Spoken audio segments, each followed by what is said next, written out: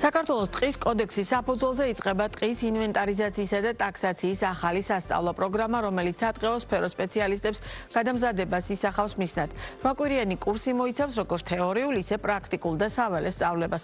მათ შორის ტყის მართვის გეგმის მომზადებას პროგრამაში რეგისტრაცია 31 მაისის ჩათვლით იქნება შესაძლებელი, ხოლო სასწავლო პროცესი 3 ივნისიდან 24 ივლისამდე გაგრძელდება. კურსი განკუთვნილია სატყეო ან მომიჯნავე სფეროში ბაკალავრის ხარისხის მქონე პირებისთვის. რამდენად მნიშვნელოვანია დღეს კვალიფიციური მეტყევეობის ჩართულება ტყის მართვის პროცესში და რა საჭიროებამ განაპირობა პროგრამის დაწყება, თემაზე ვცლად სტუმართან ტყის პოლიტიკის დეპარტამენტის პირველადი სტრუქტურული ერთეულის ხელმძღვანელთან კარლო ამირგულაშვილთან ერთად ვისაუბრებთ. მოგესალმებით, ძალიან დიდი მადლობა გადაცემაში სტუმრობისთვის. ტყის ინვენტარიზაციაზე მე და თქვენ არაერთხელ გვისაუბრია, მათ შორის ამ ეთერში. თუმცა მაშინაც მახსოვს, რომ დაგისვით კითხვა, სად პოულობთ ამდენ კარგ კადრს, რომელმაც ეს მიმართულება სწორად უნდა შეაფასოს და უზრუნველყოს. ეხლა უკვე სასწავლო პროგრამა. რას მოიცავს ეს რომ განმარტოთ და რეალურად რამდენად იქნება ან რამდენად ხედავთ რომ არსებობს ინტერესი ამ მიმართულებით და ვინ შეიძლება იყოს აი ამ პროგრამის და პროექტის მონაწილე? მოგესალმებით, მადლობა დაინტერესებისთვის. ჩვენ ნამდვილად გვისაუბრია ამ თემაზე, იქიდან გამომდინარე, რომ ჩვენთვის ძალიან მნიშვნელოვანია საქართველოს ტყეები. 45% ჩვენი ქვეყნის ტერიტორიის არის ტყით დაფარული, სტრატეგიული მნიშვნელობა გააჩნია და შესაბამისად ვფიქრობთ, რომ მათი აღრიცხვა არის ეროვნული მნიშვნელობის მიმართულება. აქედან გამომდინარე, ინტერესი ყოველთვის იყო, თქვენ იცით, რომ კანონმდებლობის მიხედვით ჩვენ ყოველწლიურად ვაკეთებთ ინვენტარიზაციას, 10 წლიანი სარევიზიო პერიოდი აქვს ტყის ინვენტარიზაციას, რომლის რეზულტატიც არის ტყის მართვის გეგმა და სხვათა შორის ეროვნული სატყეო სააგენტოს ინიციატივაა და იდეაა სწორედ რომ შექმნილი იყო სპეციალური სასწავლო პროგრამა მუდმივი მომზადება გადამზადებისთვის, სწორედ სპეციალისტების მოზიდვის მიზნით, რადგანაც სწორედაც ეს მიმართულება იყო გარკვეულწილად დეფიციტური ჩვენ ქვეყანაში. ეხლა რამდენი გვჭირდება, რამდენი გვყავს, რამდენი გვჭირდება და რა პერიოდში უნდა მოამზადოთ ეს სპეციალისტები, რომ დაუშვათ ის პროექტი, რომელსაც ინვენტარიზაციას, მერე მათ მთლიანად შესწავლას და დაცვას და ასე შემდგომ გულისხმობს, ყველაფერი ეს გადახორციელონ. ანუ დროის მე მეჩვენება, რომ დრო საკმაოდ არ გაქვთ, შემჭიდროებული ვადები გაქვთ ამ ნაწილში. აი რამდენად შესაძლებელია ამის სწრაფად უზრუნველყოფა? მე მგონი ამ პროგრამის მიზანიც ეს იქნება, რომ დაახლოებით 6 კვირიანი კურსია, იცით რომ გაიცემა სერტიფიკატი, რომელიც სახელმწიფო აღიარებს, სახელმწიფოს მიერ აღიარებული სერტიფიკატი იმ სტუდენტებისთვის, რომლებსაც აქვთ მომიჯნავე სატყეო ან საბუნებისმეტყველო მეცნიერებები დამთავრებული, ბაკალავრიატს გულისხმობ. ძირითადად ესეთი კომპანიები, რომელიც მუშაობს და იღებს მონაწილეობას, შედის ტენდერებში ეროვნულ სატყეო სააგენტოსთან, დაცული ტერიტორიების სააგენტოსთან, აჭარის სატყეო სააგენტოსთან, რაც ნიშნავს, რომ 3 უკვე მსხვილი სახელმწიფო ორგანო დავასახელე, რომლებისთვისაც მნიშვნელოვანია ამ კადრების არსებობა და აქვე ვიტყვი, რომ პერიოდი რო განსაზღვროთ, დაახლოებით 22%-ზე ჩვენ გვაქვს უკვე ტყის მართვის გეგმები საქართველოს ტერიტორიის და 52-55%-ზე არის ჩატარებული ინვენტარიზაცია. ჩვენ კიდევ ბევრი სამუშაო გვაქვს მომდევნო 5-10 წლის განმავლობაში და შემდეგ ეს ციკლი უკვე ხელახლა იწყება. რაც ნიშნავს იმას, რომ ჩვენ უწყვეტად გვჭირდება სპეციალისტები და კომპანიები, რომელსაც აქვთ შესაბამისი განათლება, აღჭურვილი არიან პრაქტიკული და თეორიული ცოდნით იმისთვის, რომ ჩვენ ეს მომსახურება გაგვიწიონ.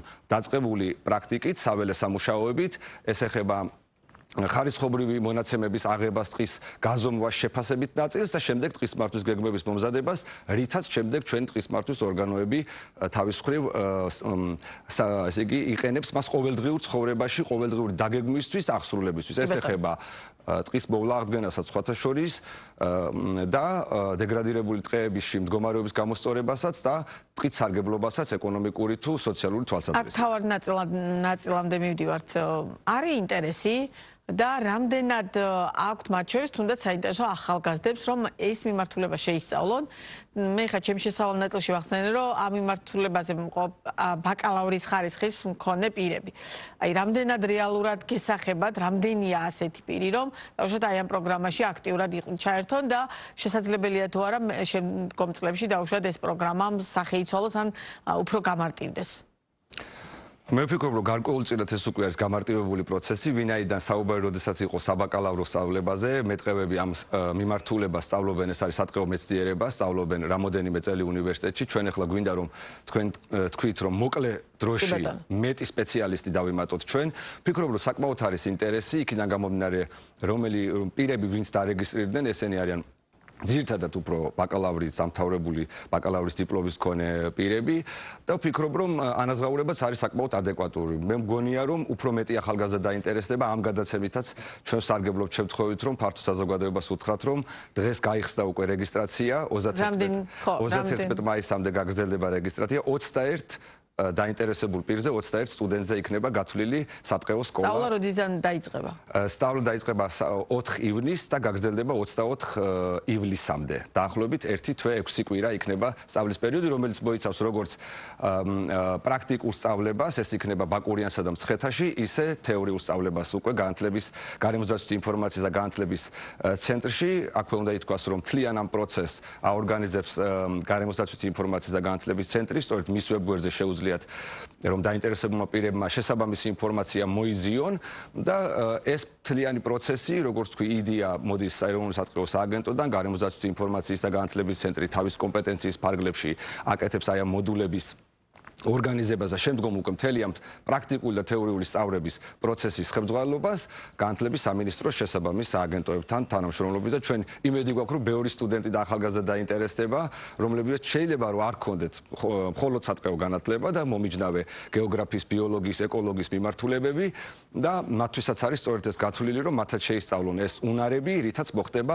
ტყის ინვენტარიზაცია, ტაქსაციის პროცესი და შეძლებენ შემდგომში დასაქმებას. კი ბატონო, და ჩვენი საუბრის ბოლოს არ შემიძლია არ გითხოთ, რა ეტაპზე თქვენ ახსენეთ დასაწყისში რა ვითარება ინვენტარიზაციის მიმართულებით და თქვით რომ კიდევ მომდევნო რამდენიმე ათეული წელი ამ მიმართულებით ბევრი სამუშაო გვექნება. რა ეტაპზეა ტყის ინვენტარიზაცია და შესაბამისად სად ვართ ამ მოცემულობით? ამ ეტაპისთვის საკანონმდებლო მოცემულობა და ვალდებულება, რომ ჩვენ ინვენტარიზაცია უნდა გქონდეს ჩვენი ტყეების, პირველ რიგში ჩვენ უნდა ვიცოდეთ ჩვენი ტყეების მდგომარეობის შესახებ ინფორმაცია, როგორც აღნიშნე 22%-ზე არის ტყის მართვის გეგმები მომზადებული, ტყის მართვის გეგმა მომზადებული ნიშნავს იმას, რომ ჩვენ უკვე გვაქვს ინვენტარიზირებული ესათვის ტერიტორია და ტყის მართვის გეგმის შესაბამისად მართავთ ტყეს. დაახლოებით 55%-ზე არის საველე სამუშაოები გაკეთებული, დანარჩენზე საჭიროა რომ მომდევნო წლებში გაკეთდეს და შემდგომ უკვე შემდგომი ციკლი დაიწყება და ამას მინდა დავამატო, რომ საქართველოს ამიერკავკასიაში პირველად განახორციელა 2019-21 წლებში ტყის ეროვნული აღრიცხვა, რომელიც ამ დეტალური ინვენტარიზაციისგან არის განსხვავებული, უფრო მოკლე დროში ტარდება მთელ ქვეყანას მოიცავს და ზოგად პოლიტიკურ ინფორმაციას გვაძლევს და დარგობრივი პოლიტიკის შემუშავების მიზნით ტყეების მდგომარეობის შესახებ.